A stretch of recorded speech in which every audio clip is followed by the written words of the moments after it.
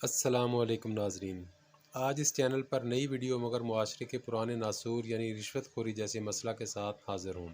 ناظرین، رشوت خوری دور حاضر میں کسی بھیانک جن کی شکل اختیار کر چکی ہے اور پاکستان کے تقریباً ہر سرکاری اور غیر سرکاری ادارے میں تو کم از کم جیسے کسی لازمی سروس ایکٹ کا روپ دھار چکی ہے۔ یہاں ان لوگوں اور ان کے عظیم والدین کو میرا دلی سلام کہ جنہوں نے اپنے بچوں کو کسی بھی حالت میں رشوت جیسے معاملات کی تربیت نہیں دی۔ اللہ تعالیٰ انہیں آئندہ بھی زندگی کے ہر میدان میں رشوت کے معاملات سے بچائے رکھے، آمین۔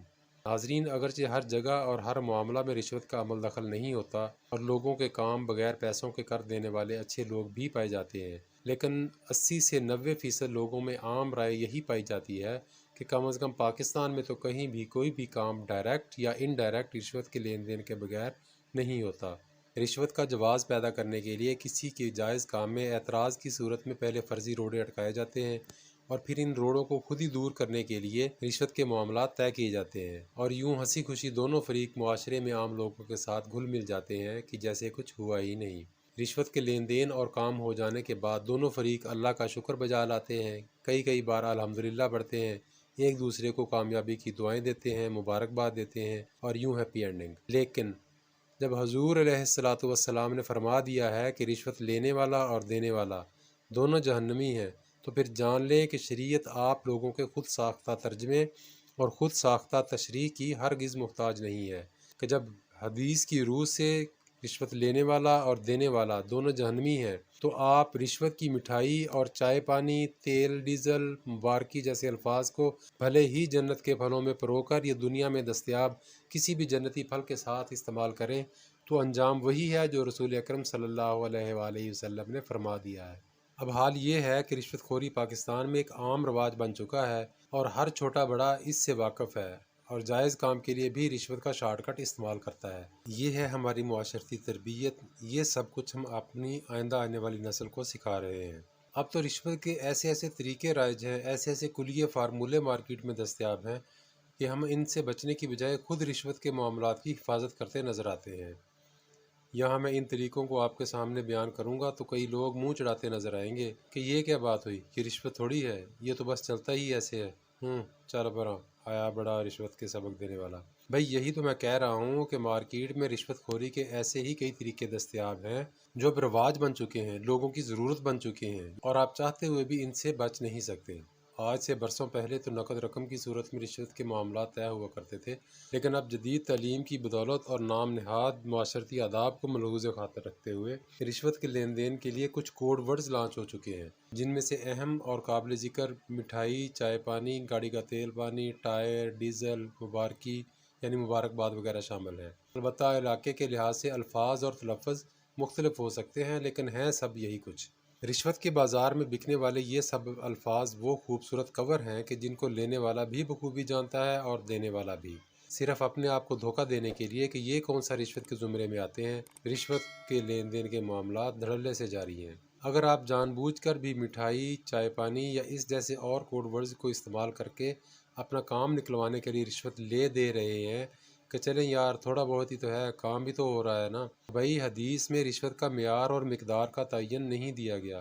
رشوت کو رشوت ہی کہا گیا ہے، تھوڑی ہے یا زیادہ، اور رشوت کا انجام وہی ہے جو حدیث میں بیان کر دیا گیا ہے۔ حدیث پاک آپ کے اپنے ذاتی مقصد کے لیے کیے گئے ترجمے اور تشریح کی ذمہ دار نہیں ہے۔ کسی دفتر ادارے میں کسی کا کوئی کام ہو، رشوت مٹھائی کی صورت میں، پیٹرول ڈیزل کی صورت میں، تیل پانی کی صورت میں، چائے، مبارکی، مبارکباد کی صورت میں سامنے کھڑی ہے۔ مبارکی کا زیادہ تر تعلق سرکاری اور پرائیویٹ ہسپتالوں میں آپریشن تھیٹر سے جڑا ہوا ہے۔ ہسپتالوں کے اندر آپریشن تھیٹرز کے عملہ کی جانب سے کسی بھی کامیاب آپریشن کے بعد مبارکباد تو سینہ تان کر کھڑی ہوتی ہے۔ یہاں کئی دوستوں کی رائے یہ بھی ہو سکتی ہے کہ یار یہ تو کم از کم کی رشوت کی قسم نہیں ہے، یہ تو رشوت کے زمرے میں نہیں آتی۔ آپ مانیں یا نہ مانیں یہ رشوت ہی ہے، کیونکہ یہ پیسے آپ اپنی خوشی سے نہیں دیتے، اگلوں کے رویوں کو دیکھتے ہوئے دیتے ہیں کہ طنز سننے پڑیں گے، طرح کی باتیں سننی پڑیں گی۔ وارڈ میں ایڈمٹ آپ کے مریض کی عیادت کے لیے جو آپ بار بار آتے جاتے ہیں، اس آمد و رفت میں روڑے اٹکائے جائیں گے۔ اس خفت سے بچنے کے لیے اور اپنی بار بار آمد و رفت کو آسان بنانے کے لیے آپ ان کو پیسے دے کر رہیں گے۔ ہسپتالوں یا دیگر ایسی جگہوں پر مبارکی کی مد میں پیسے لینے کی الگ سے ویڈیو بناؤں گا کہ اس کے معاشرے پر کیا اثرات ہیں اور ہم مبارکباد کے درپردہ معاشرے میں کس چیز کو فروغ دے رہے ہیں اور کس کی کیا تربیت کر رہے ہیں۔ اگر آپ ان پیسوں کو خوشی سے دینا کے زمرے میں لاتے ہیں تو پھر یہ بتائیں کہ آپ نے اپنی کسی عزیز دوست رشتہ دار کے کسی بھی آپریشن کے بعد اپنے کسی گلی محلہ ٹاؤن کے ضرورت مند بھائی کو مٹھائی کی صورت میں یا مٹھائی کی مد میں خوشی سے 1000 500 1500 روپے کب دیے ہیں اور کتنوں کو دیے ہیں؟ یقیناً آپ نے نہیں دیے ہیں۔ یہاں سے بات دوسری طرف نکل جائے گی، ہم چلتے ہیں اصل موضوع کی طرف۔ آپ کا کسی دفتر میں کوئی بھی جائز کام رکا ہے تو رشوت کے معاملات آپ کا استقبال ضرور کریں گے، لیکن جیسا کہ میں پہلے بھی کہہ چکا ہوں کہ ہر جگہ نہیں، لیکن 80 سے 90% لوگوں کی یہی رائے ہے کہ رشوت کا دھندا بھیس بدل کر ہر جگہ گھوم پھر رہا ہے۔ آپ سب سے گزارش ہے کہ رشوت خوری کے معاملات میں پڑتے وقت یا اس کا سامنا کرتے وقت چند لمحے کے لیے، صرف چند لمحے کے لیے اپنی آخرت اور بچوں کا لازمی سوچیں۔ یہ بھی سوچیں کہ رشوت کے مطالبے سے اگلے بندے کے معاشی نظام پر کتنا اثر پڑتا ہے، وہ کتنا ڈسٹرب ہوتا ہے، اپنے بیوی بچوں اپنے گھر والوں کا پیٹ کاٹ کر آپ کی رشوت کی ڈیمانڈ پوری کرتا ہے۔ دوسرا یہ کہ اگر آپ سے رشوت طلب کی جا رہی ہے تو پھر اس پہلو سے بھی سوچیں کہ آپ سمجھتے ہیں کہ آپ کا کام جائز ہے تو اللہ تعالیٰ پر توکل کر کے دیکھیں، رشوت کا معاملہ چھوڑ دیں کہ آگے اس اللہ تعالیٰ کی حکمت ہے۔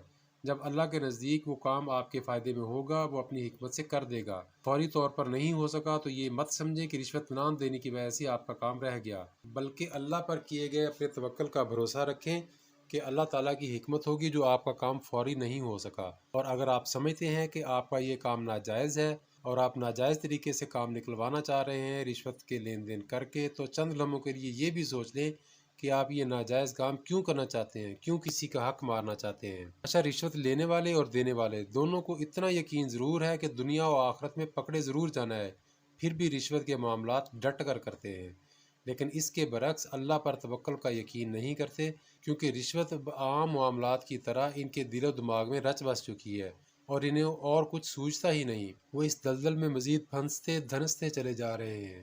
رشوت کے معاملات طے کرتے وقت ایک بار ضمیر انہیں ٹوکتا ضرور ہے، لیکن 99% بے حسی اور بے ضمیری کے سامنے ضمیر کی 1% کوشش کہاں کام آتی ہے؟